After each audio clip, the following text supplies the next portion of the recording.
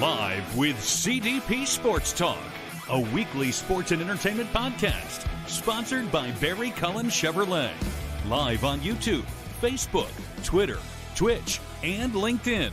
And on audio via Apple Podcast, Google Podcast, Spotify, Anchor FM, iHeartRadio, Amazon Music, Radio Public, and TuneIn. Now, here's your host, Chris Palme.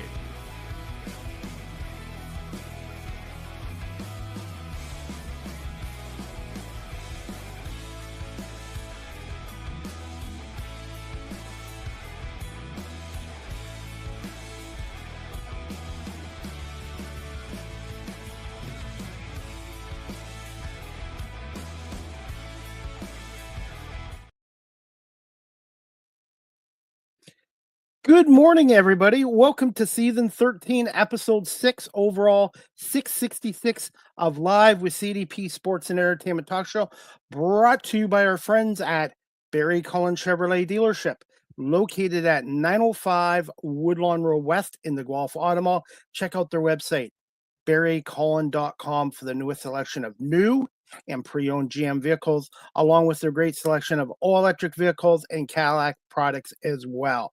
You can call the dealership at 519-824-0210 and tell them Chris Palme sent you, or you can email them at info@barrycullen.com. Barry Cullen Chevrolet Dealership has been family-run and operated here in the city of Guelph since 1969. And speaking of Barry Cullen Chevrolet Dealership, winter is still here in Southern Ontario. If you're looking for winter tires, they have Save the Winter Tire tax on right now at Barry Cullen Chevrolet Dealership.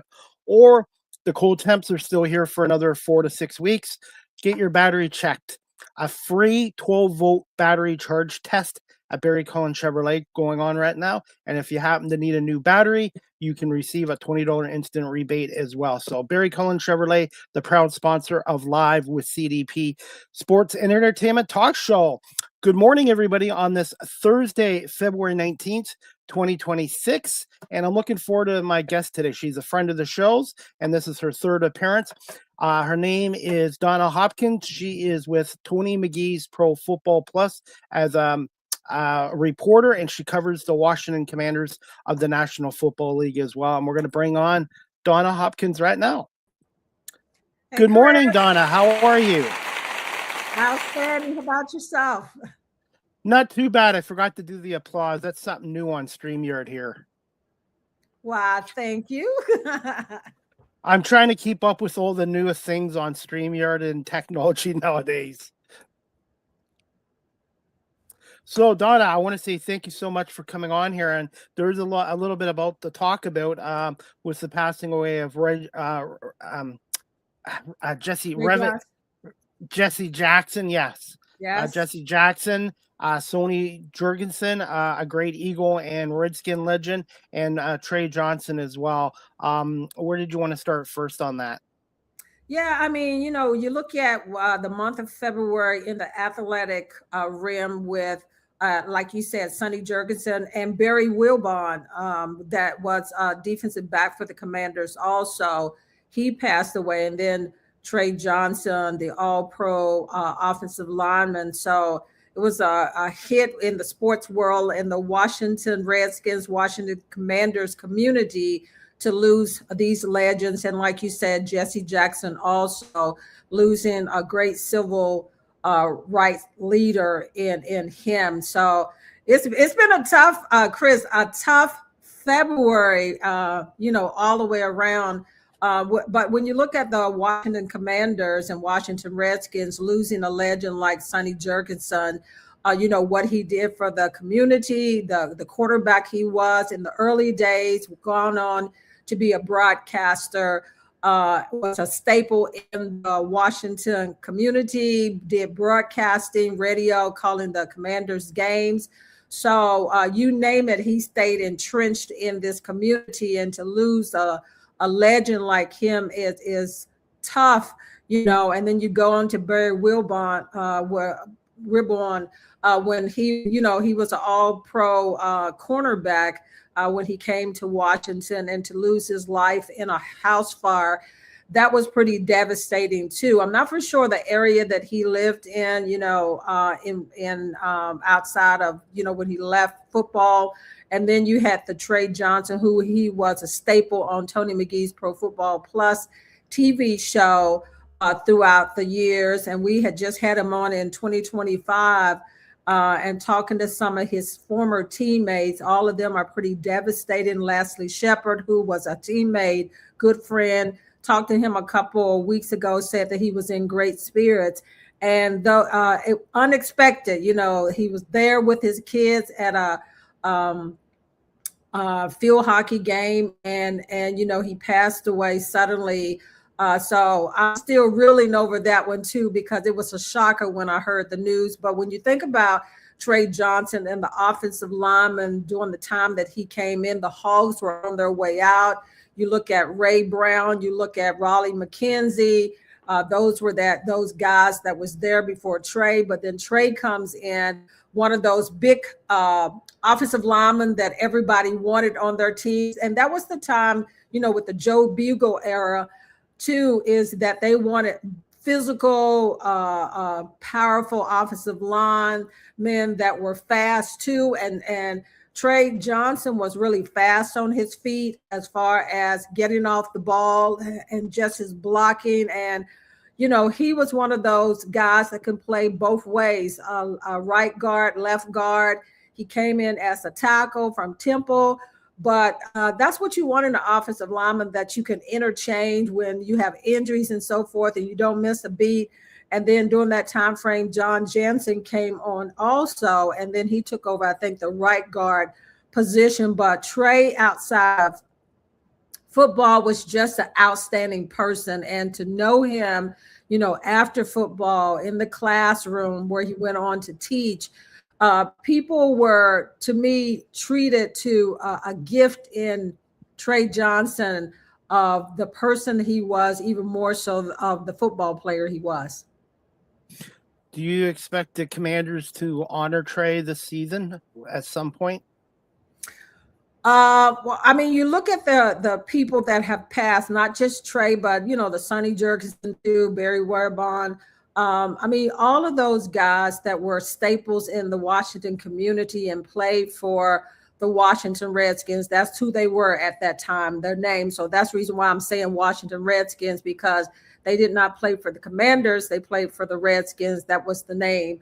But I should hope that they do something because in the last couple of years in ownership of this team, they have tried to bring back the former players, the alumni. They didn't bring them all back last year, but they brought them back at different times of the season to honor them. And I should hope, because of them getting heavily hit with losses of how many people have passed away this season in the month of February, and even before that, that they would honor each one of those players. And I think that would be the right thing to do because they were key figures in the community and as Washington Redskins, and then what they still did after football. So I'm hoping that they do, but I don't know. That'll be something that the Commanders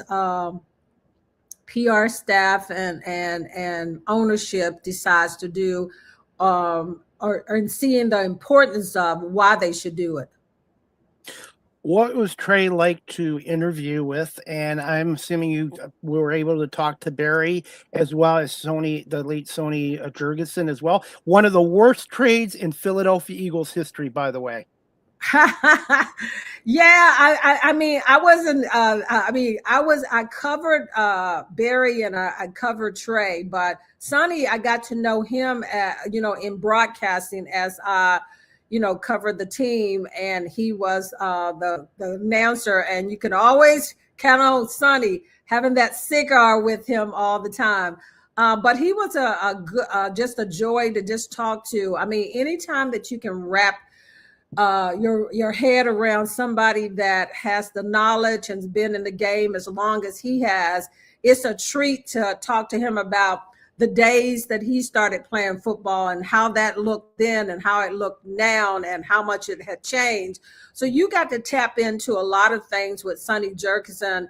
If you were a sponge and wanted to learn a lot more about just him as a player and during that time frame that he played. So on that level, it was great as far as getting to know him and just watching how he embraced the community. And then with Barry, that was doing that Darryl Green and that era of great cornerbacks. And when he came to the Commanders, it was great to interview him. But I think that I didn't get to know Barry as much as I got to know Trey, because Trey was one of those people that was more open. He was, I always say when I talked about him, that he was colorful, that New York accent.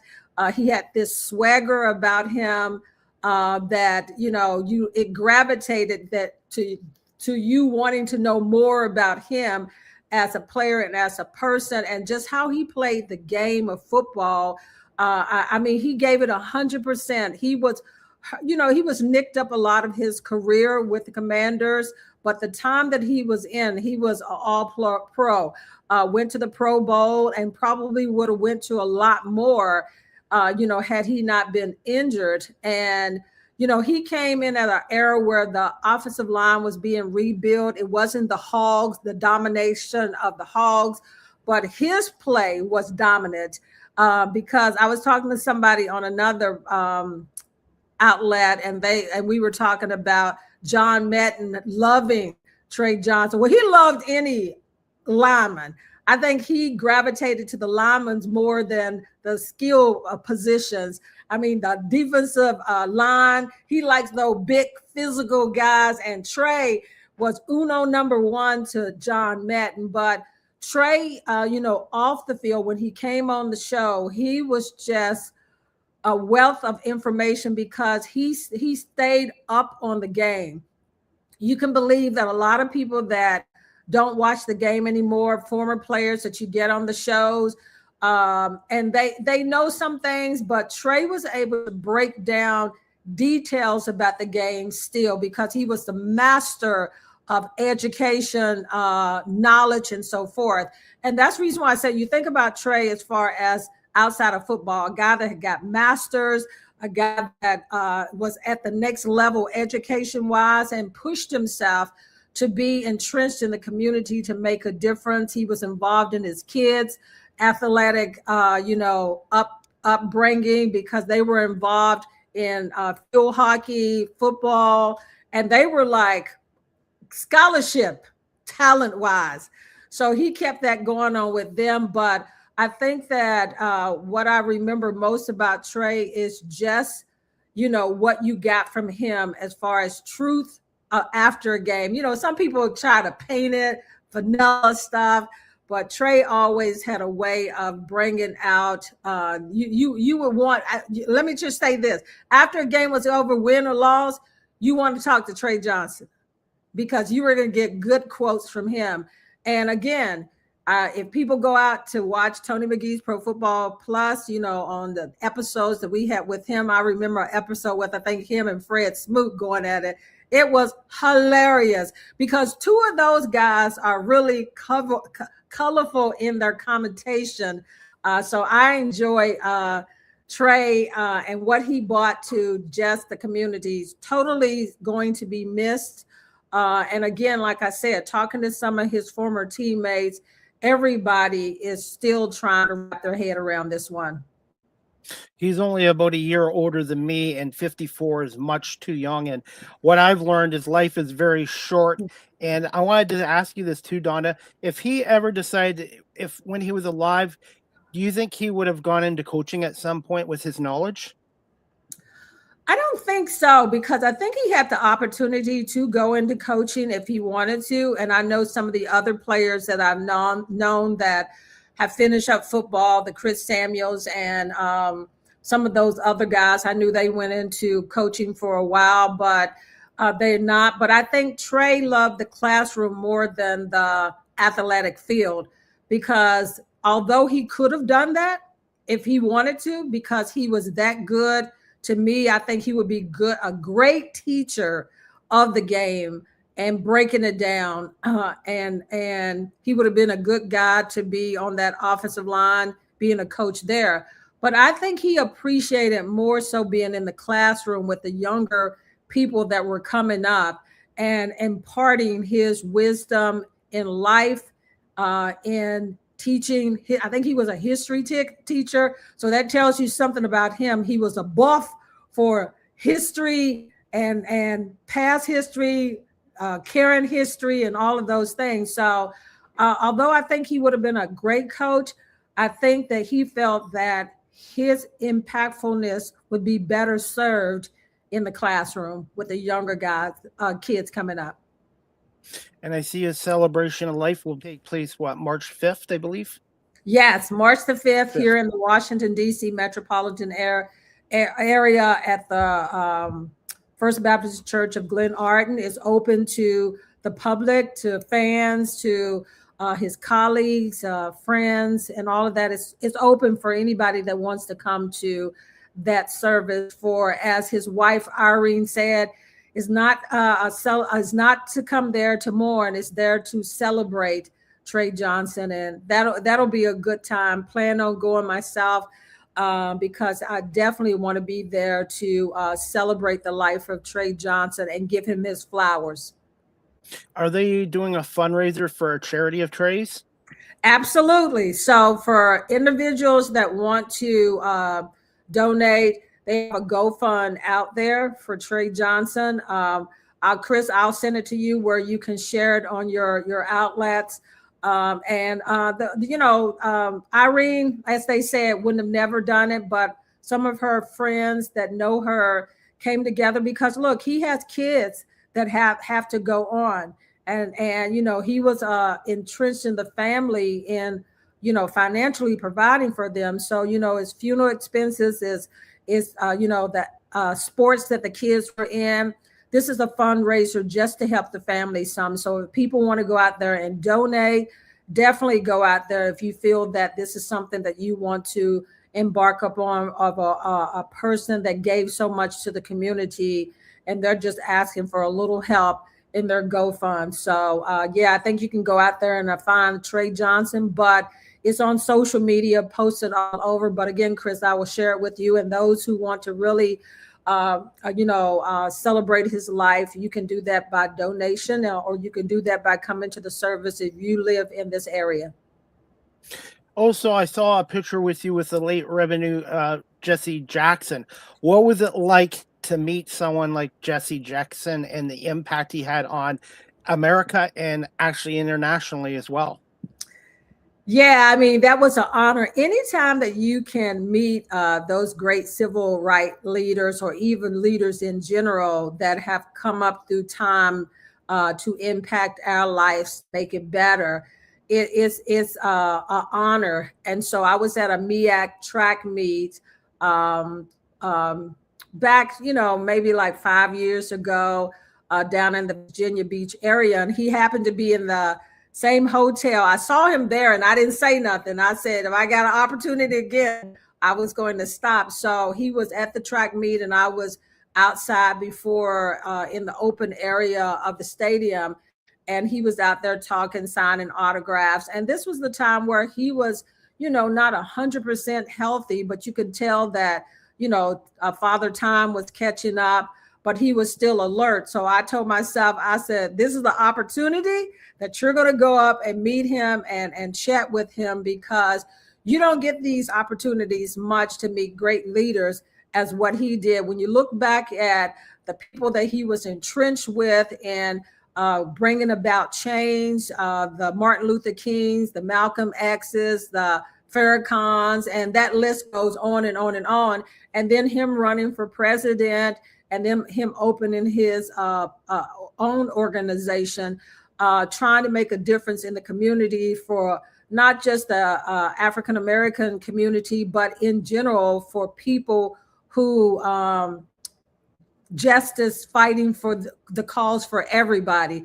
So what he meant for this community, as I say, another great one gone, But what a leader he was. And if we could be just a inch or so giving ourselves to make a difference in the community, I think that it would be impactful. So yeah, I was giddy and excited, to meet him, and just seeing those people that that came down through the course of time, and that they are a staple in the community as far as bringing about change. It was an honor. So when I thought about when he passed away, and I was like, oh man, you got to pull that picture out where you took with him back there at that MEAC track meet. So he was involved in the sports community, in the social media community, and in the community overall, trying to make an impact. He was always, something came up, you could believe that Jesse Jackson was going to be in the front of things, wrongful doings, or any of those things to bring about change. So, yeah, condolences go out to the family, because and the community, the world in general that knew him, down through the years. So it's great to see all those pictures on social media, as far as, in those days, the early days in the 60s and the 50s and whatever, when they really were trying to bring about change. Has the family announced they're having a private funeral or a celebration of life yet? I think I saw something out there, but I'm not, but I didn't really read it. I think it was something out there where they had put together, I guess, the arrangements. I'm not for sure if it's going to be open to whom, but I'm sure that just like Trey Johnson, that they want as many people to be there. And you can imagine how many people are going to be there from every walk of life, as far as, the higher ups to the people that he touched, to his family. It's going to be wild, because he was a figure, a major figure entrenched in our community. So hopefully, they will open it up to the community, but I can imagine that being a packed spot where they're going to have his funeral at. Donna, I wanted to ask you this too. Is Sonny Jurgensen, you consider him the greatest quarterback in Washington Redskins history? No, I can't say that. I mean, I because it was so many. When you think about Sammy Ball, when you think about, I think you got to break them down in the era and not get so caught up on saying that this was the greatest quarterback in Washington history, because you'll get a lot of arguments about some of the other guys that have come down the ranks. I think during Sonny's era that he was in, he was one of the best quarterbacks in what he brought to the game, as far as you can get rid of that ball fast, as far as accuracy and just his skill set. But then when you talk about a Sammy Ball, then you have to talk about what his skill sets was and what he brought to the game. Then you talk about a Billy Kimmer. Then you talk about, a Doug Williams. Then you talk about, even though some of these may have not been all the time starters, but when you think about the staple that they were during their time frame, and then you coming up on down through the line, you look at, because Washington has had so many different quarterbacks, down probably in the last 20 years, it's been like a revolving door. And then, I mean, you can't say a Jayden Daniels yet, because he's just came onto the scene. But I would not say that Sonny Jurgensen was the best quarterback in Washington history. I would just say that he was one of them. Great. And the Philadelphia Eagles, he won a championship with the Eagles in 1960 as a backup. And unfortunately, the Eagles made a bad trade of him to Washington. And Thank you, Philadelphia. Philadelphia did not recover from that trade until Dick Vermeil took over the Eagles in 76, and they didn't even make the playoffs until 78. And 18-year career, 7 was Philly, and his last 11 years was Washington. And if you're okay for time for a few more minutes, Donna, I just wanted to get your overall thoughts. It was a tough year for the Commanders. Overall thoughts on the 2025 Commanders team and missed the playoffs. Yeah, I mean, when you have the year that they had before, when they shocked everybody, I think when I don't think anybody thought that they would make that run to the playoffs, but they stayed healthy. They had a new quarterback, a new coaching staff, and so people didn't know who they were. And the Commanders stayed healthy that year. Went to the championship game, one game from the Super Bowl, and then the next year it falls all apart because of injuries. And if you look at, and I don't want to say it was just injuries, but injury played a huge part of why the Commanders did not have the year that they had the previous year, because they had the most injuries in the NFL in 2025, and they had it across the offense and the defense. And you're talking about starters, you're talking about backups, you talk about your quarterback missed 10 games. So, I mean, a lot. And then Terry wasn't there at the beginning of the season. So a lot was predicated on everything falling into place. As they say, football is luck. You have luck season where everything goes right, and then sometimes it does not. And it did not go well for the Commanders. And I think that also, you found out a little bit more of areas that they still needed help in. I mean, they changed the defensive coordinator in the middle of the season. And then Coach Quinn was the play caller on defense.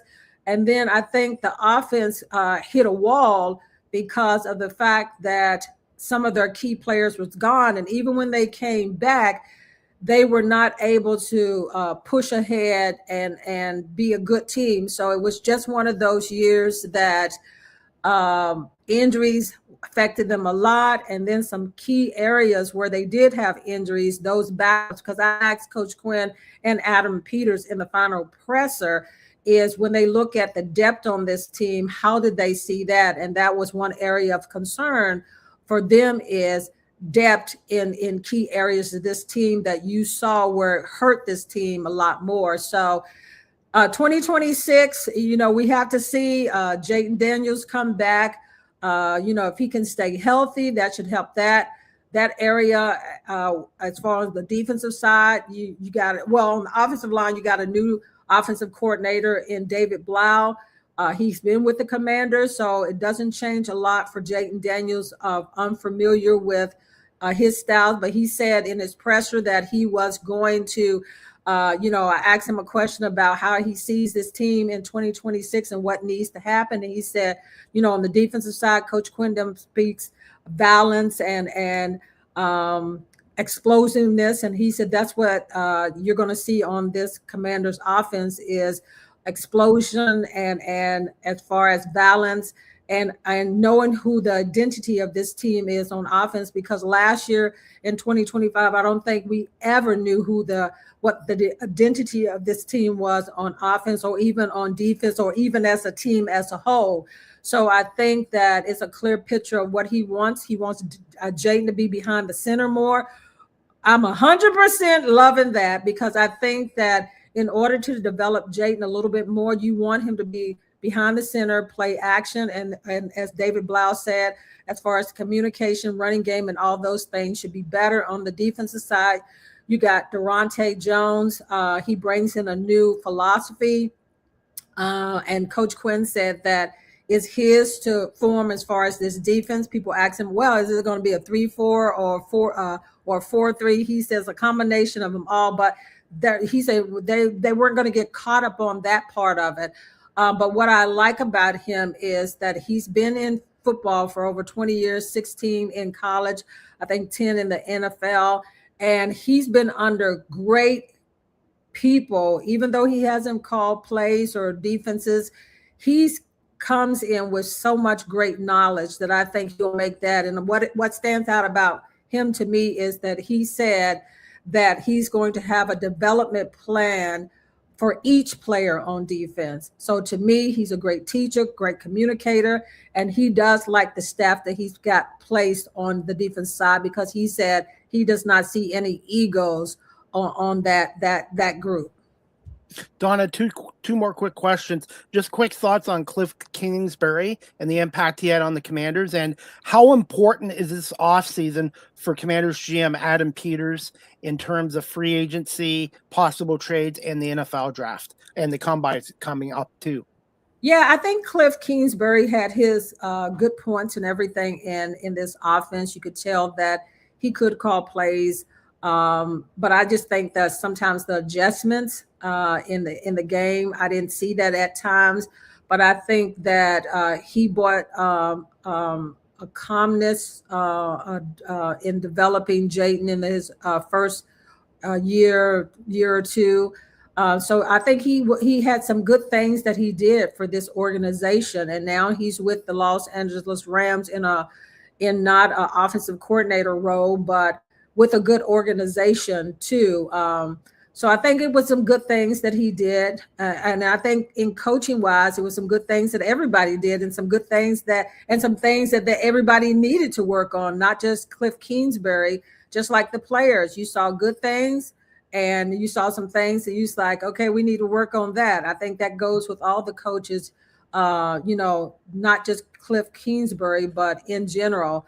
I think that free agency is going to be key. The draft is going to be key because free agency is going to be more important than even the draft because the Commanders don't have a lot of draft picks. So they have to be really strategic in what they do in free agency. And as I told somebody the other day, it has to be a knock it out the ballpark for Adam Peters and this organization in addressing some key areas that they got to get better. If this team and if the new offensive coordinator and defensive coordinator is going to be good, or they have to have the personnel. Also, you can't just bring in coaches and not bring in what they need to make the offense better and the defense better. So free agency is going to be key as far as that defensive pass rusher. They got the money. They got plenty of money that should not be the object of them getting people in here. But the Commanders are always looking for those 1-year deals, and they've been able to bring some key people in for that. It's almost like they have to have a knock out the ballpark like a Laramie Tunsil. They hit with free agency. That was a home run.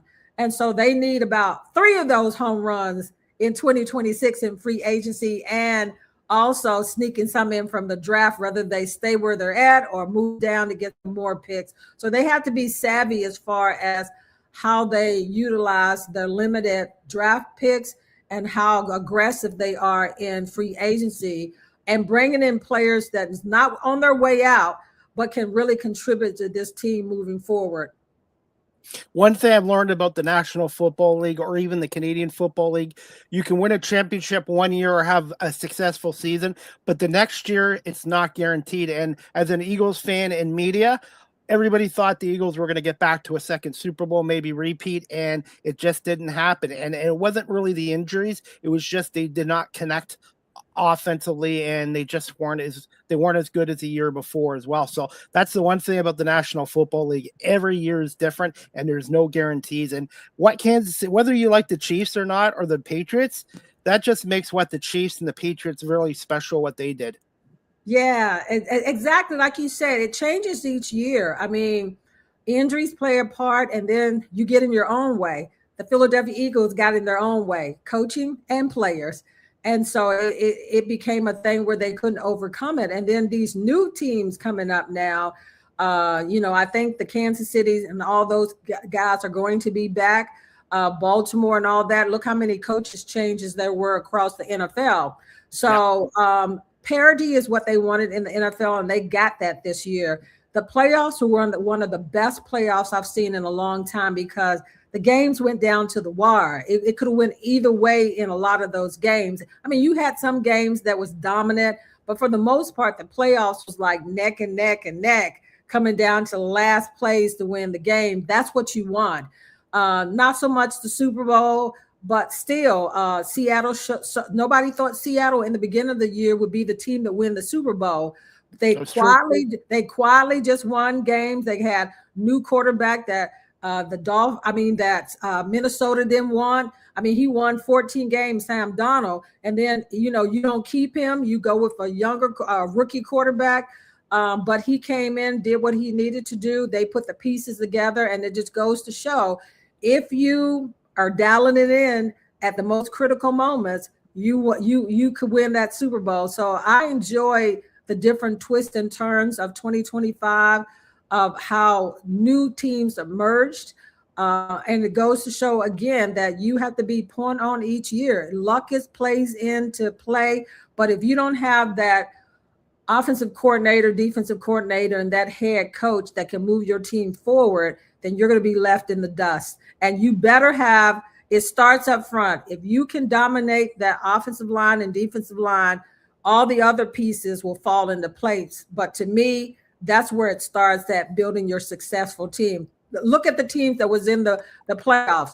Great defenses, great offensive lines. So, I mean, they had skilled players, but they dominated on defense. I mean, even Denver was good on defense. Even to a certain degree, the Patriots were. But the dominant defense was Seattle. Seattle built back that old time when they were dominant. They came back and they were like a smothering defense, and it showed throughout the year because everybody was talking about it. And they didn't turn the football over in the playoffs. I don't think Seattle had one turnover, and that's how you win football games, is winning the turnover battle. And you don't care about what people say. Sam Darnold is a turnover guy. He turns over the ball. Well, guess what? He didn't do that. So again, he did what he needed to do on offense to make them successful. But their dominant was on defense, and they put all the pieces together. So I kind of like how that is. And that's what I'm saying about the Commanders. All the pieces have to fall into place in building that defense back, because the defense has been the area on that team that has not lived up to the billing in the last probably 5 years. And Donna, as we wrap this up, can you just quickly tell us about attending this year's Combine in Indianapolis, and how can people find you on social media and contact you? Yeah, I'm excited. This will be my second year covering the NFL Combines. And of course, I'm going in there looking at the defensive side of the ball. On offense, maybe the running back, tight end, but I'm really focused on the defensive side of the ball. Coach Quinn will be there. Adam Peters will be there. So I'll be there drilling them as far as what they're looking at in this 2026 NFL draft. And people can follow me on social media. On Tony McGee's Pro Football Plus. If you can't get Mid-Atlantic Sportsnet, you can also go to our YouTube channel, because all the shows that we do, we post it there. And then they can catch me as far as Twitter, Donna J Hopkins, I think _. Just put in Donna Hopkins, you'll find me. And then as far as Instagram, DJ Hop 32. Facebook, if you go there, Donna Hopkins. So it's easy. I tell people, just put in my name and you'll find me. And will you be on the Zoom call today with Daniel Jeremiah from the NFL Network at 1 o'clock? No, I'm not going to be on there. I'm saving all my stuff for next week for the Combines. Okay. By the way, I did get a Super Bowl media pass this year, which shocked me. But unfortunately, I wasn't able to make it. But hopefully one day I will see you at a Super Bowl or at a NFL Combine as well, Donna. I want to say thank you so much for being our Washington Commanders insider, and for coming on this show a third time, and continuing success. And thank you so much. And I'm already looking forward to the CFL training camp starts up in May, and then the NFL starts up in July. So it's not that far away now. Hey, look, I tell people, they say, when did you get a break? I said, I don't get a break. Football doesn't never go away. So it's Chris, I appreciate you having me on again. Always happy to come on with you. And again, people can follow me for the latest stuff happening in the Combines. Donna, well, thank you so much. And safe travels down to Indianapolis, and we'll be watching it on the NFL Network as well. And we'll talk to you soon, Donna. Thank you so much. All right. Thank you. All right, everyone. That wraps up season 13, episode 6, overall 666 of Live with CDP Sports and Entertainment Talk Show, brought to you by our friends at Barry Cullen Chevrolet Dealership, located at 905 Woodlawn Road West in the Guelph Auto Mall. Check out their website, barrycullen.com, or give them a call at 824-0210, and Tom CDP sent you, or you can email them at info@barrycullen.com. And again, if you're looking for winter tires, they have winter tires tax savings on there right now. And if you want to get your battery checked, batteries that are 12 volt normally in cars usually are good for 3 to 5 years. So if you're in between 3 and 5 years, go down to Barry Cullen Chevrolet Service Department right now and get yourself a free 12 volt battery charge test. And if you happen to need a new battery, you can receive a $20 instant rebate as well. And again, Barry Cullen Chevrolet is a proud sponsor and advertiser of Live with CDP Sports and Entertainment Talk Show. I want to say thank you to my guest, Donna Hopkins from Tony McGee's Pro Football Plus. She is an anchor and she's a reporter with Tony McGee's Pro Football Plus. She knows the Washington Commanders, Washington Redskins, as well as anybody. So thank you to Donna Hopkins for coming on here this morning.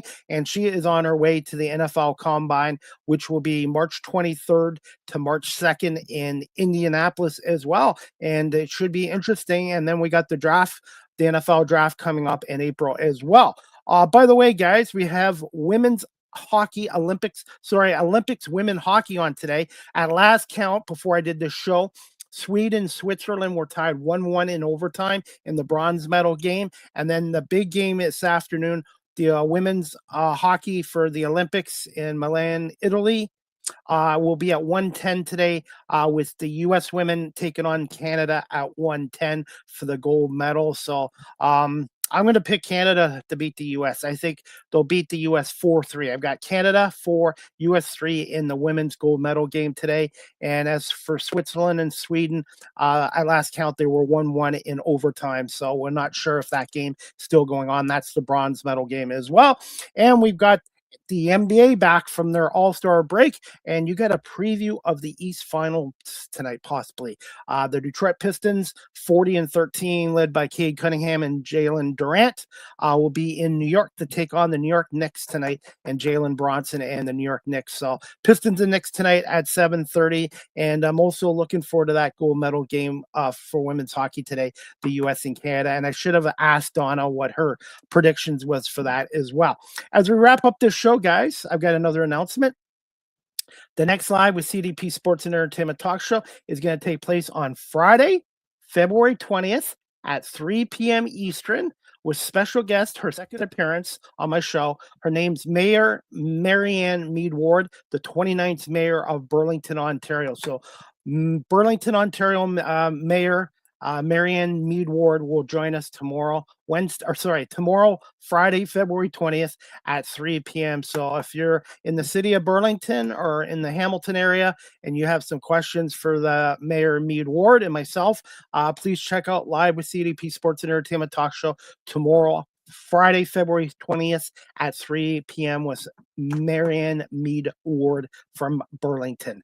As we wrap up this show, guys, I'm going to play a little clip courtesy of the Detroit Tigers YouTube channel. The Detroit Tigers introduced some new alternate uniforms for 2026, and I think they're pretty cool. And we're going to play this video right now, courtesy of the Detroit Tigers YouTube channel. Please subscribe, like, and share. Every time I put on a Tiger uniform, I did it with pride. That one is long gone.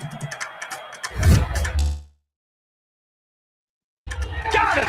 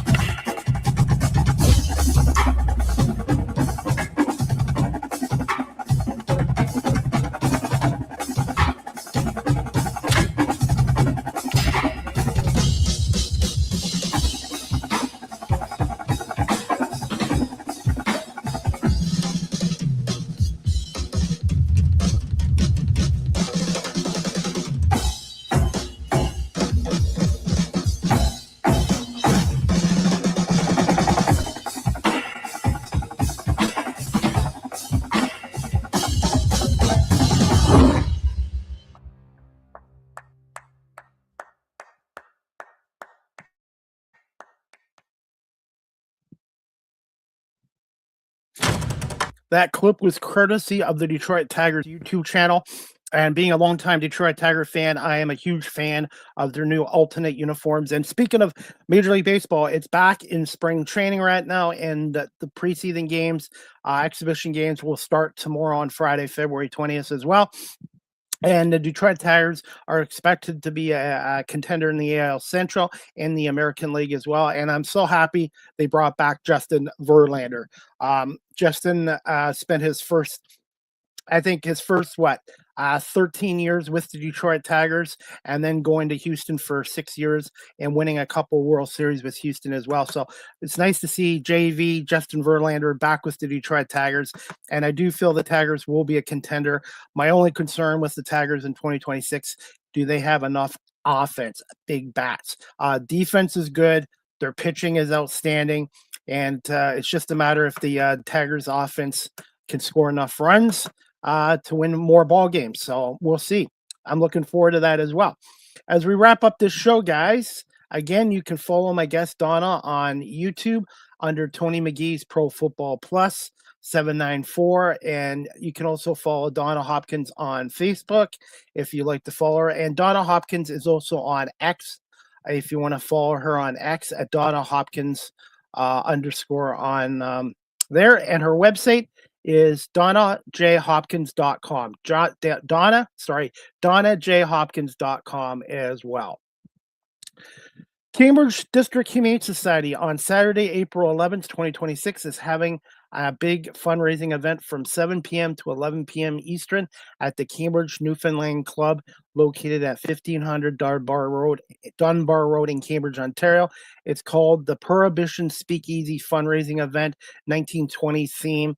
Tickets are $75 per ticket, and you can purchase tickets at CambridgeHumaneSociety.org, or you could drop by the Cambridge District Humane Society at 1650 Dunbar Road in Cambridge and speak to Zach or Kat, who can assist you with tickets, or you can call the Humane Society at 519-623-7722 extension 0 and ask them about the Prohibition event coming up on April 11th, 2026. And if you are a business and you would like to donate a prize, you can do so by contacting me directly or the Cambridge District Humane Society and Zach, who's their special events coordinator for the Cambridge District Humane Society. And if you're looking to adopt a pet, what a better place to adopt a pet from the Cambridge District Humane Society. All the pets down there, cats and dogs, their profiles are on CambridgeHumaneSociety.org, and they do a great job in looking after the animals down there and taking care of them and making sure they get adopted into good homes with good families as well. And there's some wonderful dogs down there specifically, and cats too. Dogs like Daisy and Christopher and Bernie, who are looking for forever homes and good families. So if you're looking to adopt, check out the Cambridge Humane Society. And if you want to book an appointment to see one of the pets, you have to call them at 519-623-7722 extension 0 to book an appointment to see a pet. And they're great animals down there. And I volunteer down there twice a week as a dog walker as well. So the Cambridge District Humane Society does a great job. And remember, you can't buy happiness, but you can adopt it at the Cambridge and District Humane Society. By the way, guys, I am on Cameo. If you want a personalized video message from yours truly, CDP, go to cameo.com, type in Chris Palme. I do happy birthday, happy Hanukkah, congratulations, happy anniversary, anything within reason. And I look forward to your requests. So look me up on cameo.com/Chris Palme. You can also follow me on Blue Sky Social at Live with CDP 19 on Blue Sky Social.